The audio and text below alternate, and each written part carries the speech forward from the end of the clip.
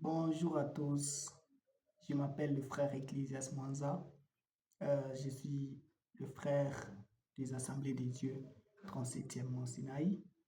Euh, Aujourd'hui, j'aimerais un peu nous parler de la part des dieux, de l'amour des dieux au travers le monde.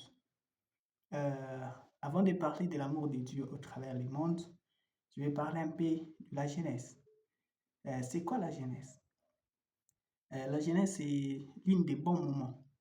Et la jeunesse, selon moi, je la définis comme un cadeau.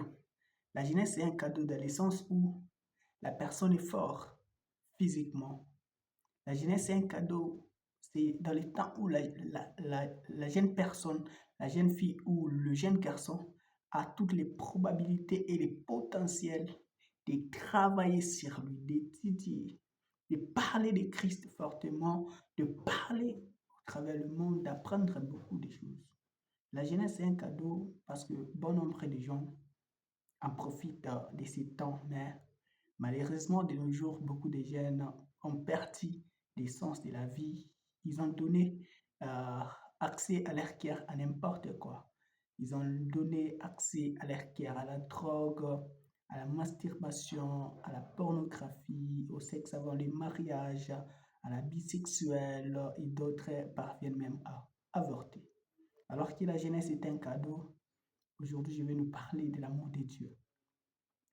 Ce fut un jour dans le livre de la Genèse, au chapitre 1, où Dieu a créé euh, le ciel et la terre. Mis à part cela, dans la Genèse, Dieu a créé beaucoup de choses. Mais la personne que Dieu a créée, la personne qui est trop importante, c'est l'homme. L'homme comme moi, l'homme comme vous. Alors que Dieu a créé l'homme, il lui a créé selon son image. Alors que Dieu a créé cet homme, il lui a placé dans les jardins d'Éden. Cette histoire, nous la connaissons bien. Mais alors que Dieu lui a placé là-bas, il lui a donné toutes choses. La Bible déclare que toutes choses étaient à la merveille. Je peux dire, toutes choses étaient merveilleuses. Les animaux ne pouvaient attaquer l'homme, les serpents ne pouvaient mordre un homme, les lions ne pouvaient manger quelqu'un, n'est-ce pas? Alors que Dieu a tout fait, il a placé l'homme dans les jardins, mais fort malheureusement, l'homme n'a pas respecté les conditions que Dieu a mises dans les jardins.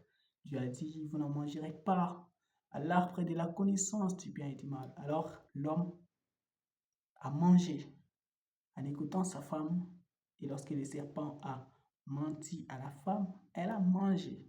Elle en donna aussi à son mari. Et lorsqu'ils ont fait cela, le chaos est entré dans les mondes. Le chaos est entré dans les mondes. Et Dieu a décidé de mettre dehors l'homme et la femme du jardin d'Éden. Alors que Dieu les a mis dehors, les chaos a commencé. Il fallait que l'homme cultive. Il fallait que l'homme travaille pour nourrir sa femme. Il fallait que la femme aussi prenne 9 mois pour accoucher. Mais mis à part cela encore, par l'amour de Dieu, il a envoyé Jésus. Là, je suis dans le livre de Jean, chapitre 3, le verset 16. La Bible déclare, car Dieu a tant aimé les mondes, il a donné son Fils unique afin que quiconque croit en lui ne périsse point, mais qui ait la vie éternelle. Alors que Dieu a envoyé son Fils Jésus dans ces mondes, il est venu. Et dans le livre de Matthieu, nous voyons Marie qui était fiancée à Joseph. À un certain moment, l'ange apparaît. L'ange apparaît à Marie et lui dit, ne crains pas, tu enfanteras un fils et tu lui donneras le nom d'Emmanuel, ce qui veut dire Dieu avec nous. En d'autres termes, on peut dire Dieu parmi nous. Alors que Marie est devenue enceinte, Joseph, à un certain moment, il voulait rompre en secret. Mais l'ange lui a apparu en songe, il lui a dit, non, ne crains pas de prendre Marie avec toi. Joseph n'a pas refusé. Il a supporté le temps où Marie devait accoucher. À un certain moment, nous voyons Jésus naître. À la naissance de Jésus, il y avait beaucoup de choses. Les combats est venu. Hérode ne voulait pas du roi des rois qui voulait naître alors qu'Hérode était roi, mais il y avait les rois des rois qui voulaient naître. Amen. Alors, comme ces rois des rois voulaient naître, on l'a combattu, on a tué les enfants à cause de Jésus qui allait venir nous sauver, nous. Alors, à un certain moment, ils sont partis même en Égypte. Et Dieu, malgré ça, il a protégé son fils, Jésus. Pour nous dire quoi? Dans l'amour de Dieu, il nous a aimés et il a envoyé Jésus. Alors, nous étant jeunes, chaque jour, nous sommes en train de respirer gratuitement. Il y a ceux qui sont patrons par rapport à nous, il y a ceux qui sont boss par rapport à nous, mais ils sont morts. Mais Dieu nous a donné le temps et les cadeaux de la jeunesse. Regarde comment est-ce que tu es jeune. Tu sais que la jeunesse est un cadeau. Mais tu en profites de ça, oui. En profiter, c'est pas mal. Mais le problème, c'est comment en profiter de la jeunesse. C'est possible de travailler l'élévation alors qu'on est dans la bassesse. Et dans la bassesse, c'est lorsqu'on est jeune, on travaille sur nous afin qu'on puisse dire un jour à nos enfants que non. Dans notre époque, on n'a pas blagué avec Dieu. Dans notre époque, on a prêché Jésus. Étant jeune, on peut donner notre vie à Christ. Et donner la vie à Christ ne dépend pas euh, de la famille que vous venez. Vous pouvez être dans une famille chrétienne, mais vous pouvez être païen. Vous pouvez avoir de l'argent, mais vous pouvez être païen. Vous pouvez être beau ou belle, mais vous pouvez être païen ou païenne. Donner sa vie à Christ, il suffit de croire. Il suffit de confesser. La Bible déclare euh, quiconque croit au nom de Jésus sera sauvé. Alors, croire en Christ, c'est faire quoi? C'est accepter, confesser le nom de Jésus, accepter Jésus comme son Seigneur et son Sauveur de sa bouche intérieurement. Que ça vient de vous, que personne ne vous force. Croire en Jésus, ce n'est pas un corvée, mais croire en Jésus, c'est une décision, c'est un choix.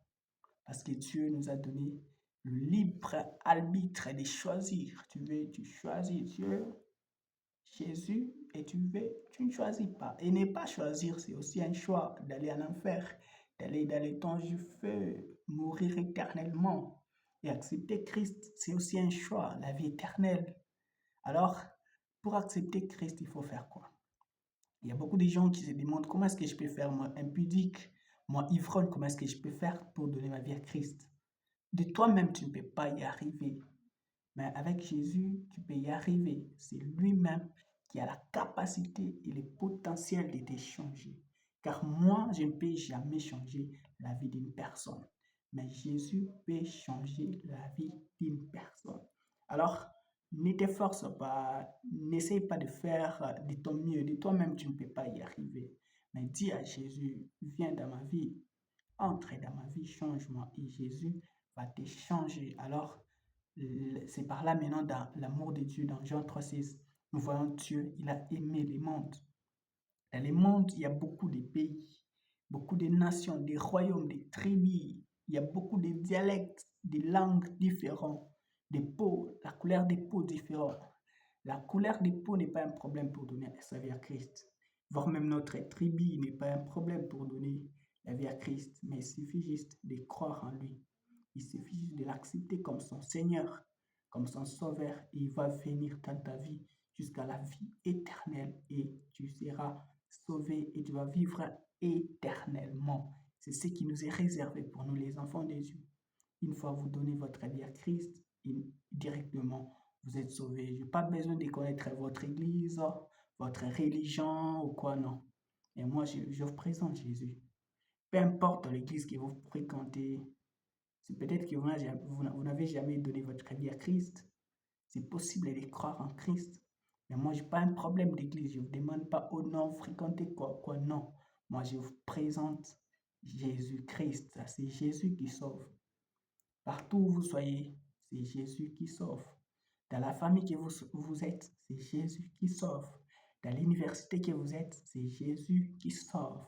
Dans le pays que vous êtes, c'est Jésus qui sauve. Seul Jésus sauve et il amène au Père. Personne ne peut passer par le Père avant d'être avec Jésus. Donc, c'est le nom de Jésus qui sauve. Et lorsque vous êtes sauvé, il y aura quoi? Une fois vous êtes sauvé, il y a ceux qui disent que non, vous serez riche, non. Il y a ceux qui disent que non, vous n'aurez pas de problème, non. Acceptez Christ, il y aura des problèmes qui vont arriver. Vous pouvez avoir de l'échec, vous pouvez échouer à l'école, vous pouvez manquer de l'argent, mais accepter Christ, ça nous rassure la vie éternelle, la vie en abondance. Et la vie éternelle est trop grande. La vie éternelle est puissante. La vie éternelle, c'est une joie. Il n'y aura pas de pleurs, de grincements des dents dans la vie éternelle.